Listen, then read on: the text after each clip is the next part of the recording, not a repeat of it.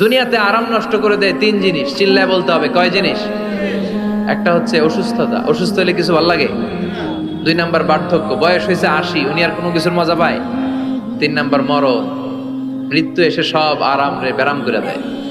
আল্লাহ বলে যেহেতু এই তিনটা জিনিস তোমাদের কষ্ট দেয়, জান্নাত থেকে তিনটা জিনিস আমি বাইর করে দিলাম, বের হয়ে যায়। ও জান্নাতীরা, আজীবন তোমরা জান্নাতে সুস্থ থাকবে, আর কোনোদিন অসুস্থ হবে না। জান্নাতে পেটে ব্যথা আছে, মাথা ব্যথা, গ্যাস্ট্রিক, আলসার, প্যারালাইসিস, ডায়াবেটিক্স আছে? কোনো রোগই নাই। সুবহানাল্লাহ পড়েন। ওয়া ইন্না লাকুম আন তাশাব্বু ফালা তাহরামু আবাদা, জান্নাতের ভেতরে আজীবন তোমরা যুবক থাকবা, কোনোদিন বৃদ্ধ হবা। ওয়া ইন্না লাকুম আন তাহইয়াউ ফালা তামুতু আবাদা, ও জান্নাতীরা আজীবন জান্নাতের মধ্যে তোমরা জীবিত থাকবা, তোমাদের মরণ আসবে না।